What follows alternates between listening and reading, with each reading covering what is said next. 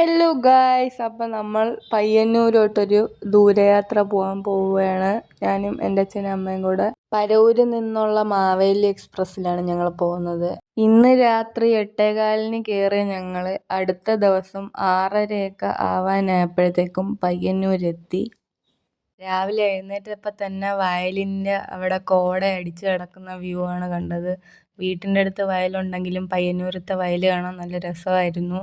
എന്നിട്ട് നമ്മൾ പയ്യന്നൂർ റെയിൽവേ സ്റ്റേഷൻ്റെ അവിടെ ഇറങ്ങിയിട്ട് കുറച്ച് നടന്നു. അപ്പോഴത്തേക്കും ഒരു ലോഡ്ജ് കണ്ട്. എന്നിട്ട് നമ്മൾ അവിടെയാണ് സ്റ്റേ ചെയ്തത്. ചെന്ന ഉടൻ തന്നെ നമ്മൾ ഫ്രഷപ്പായി സുന്ദര കുട്ടപ്പന്മാരായിട്ട് അറത്തിൽ അമ്പലത്തിൽ പോവുകയാണ്. ഞങ്ങളുടെ കുടുംബക്ഷേത്രമാണ് അറത്തിൽ ഭദ്രപുരം ദേവീക്ഷേത്രം. ആദ്യം ബസ്സിൽ പോകാമെന്ന് കരുതിയെങ്കിലും എൻ്റെ പ്രായം കുറഞ്ഞ അച്ഛനമ്മമാരെയും കൊണ്ട് ബസ്സിൽ കയറി ഇറങ്ങാൻ എളുപ്പമായതുകൊണ്ട് ഞങ്ങൾ ഓട്ടോയിലാണ് പോയത്. നീണ്ട 10 കിലോമീറ്റർ യാത്രയ്ക്ക് ശേഷം ഞങ്ങൾ അമ്പലത്തിലെത്തി. വളരെ ശാന്തമായ പ്രദേശം.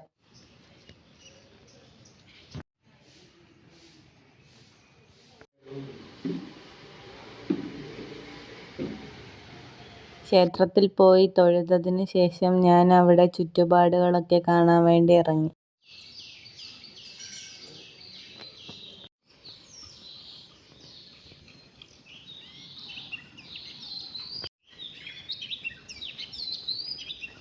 ക്ഷേത്ര പരിസരം മൊത്തം ചുറ്റിക്കറങ്ങി നടന്നു വന്നപ്പോൾ മുൻവശത്ത് ക്ഷേത്രക്കുളം.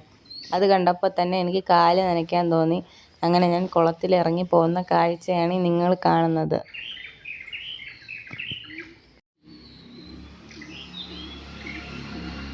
കുറച്ച് സമയം കാല് നനച്ചിട്ട് കയറി പോവാമെന്ന് നോക്കിയപ്പോൾ അവിടെ മറ്റേ സിനിമകളിലൊക്കെ കാണുന്ന പോലെ ഇങ്ങനെ കെട്ടി വെച്ചേക്കുന്നു.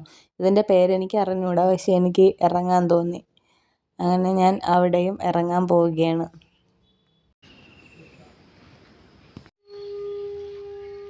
അങ്ങനെ ഞങ്ങൾ ക്ഷേത്ര ദർശനമൊക്കെ കഴിഞ്ഞിട്ട് തിരിച്ചു പോവാൻ പോവുകയാണ്. ഈ കാണുന്ന പൂവവൃക്ഷത്തിൻ്റെ ചുവട്ടിലാണ് അറത്തിൽ അമ്മയുടെ മൂലസ്ഥാനം എന്ന് പറയുന്നത്.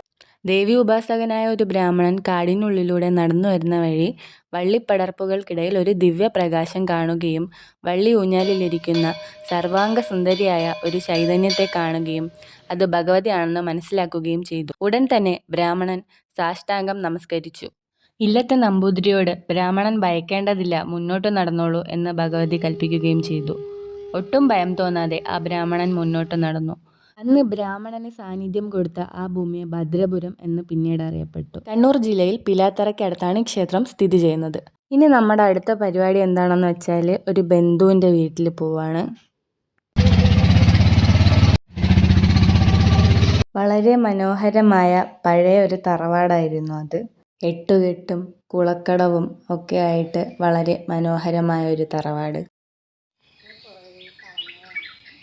കുറച്ച് സമയം കൊച്ചു വർത്താനമൊക്കെ പറഞ്ഞ് അവിടെ നിന്നതിന് ശേഷം ഞങ്ങൾ പയ്യന്നൂരെത്തി. കുളിച്ച് ഫ്രഷായി റെയിൽവേ സ്റ്റേഷനിലെത്തി. അന്നേ ദിവസം രാത്രി 8 മണിക്ക് തന്നെ മലബാർ എക്സ്പ്രസ്സിൽ തിരിച്ച് കൊല്ലത്തേക്ക് യാത്രയായി.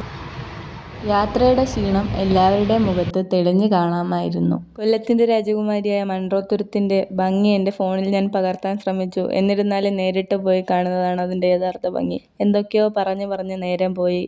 അവസാനം ഞങ്ങൾ വീടെത്തിയപ്പോൾ അതാ വാലാട്ടിക്കൊണ്ട് നിൽക്കുന്നു ഞങ്ങളുടെ സ്വന്തം ടിങ്കു. ഇനിയും ഇതേപോലെ ചെറിയ ചെറിയ യാത്രകൾ ചെയ്യാൻ സാധിക്കട്ടെ എന്ന് പ്രാർത്ഥിച്ചുകൊണ്ട് ഇന്നത്തെ വീഡിയോ ഇവിടെ നിർത്തുന്നു. നന്ദി.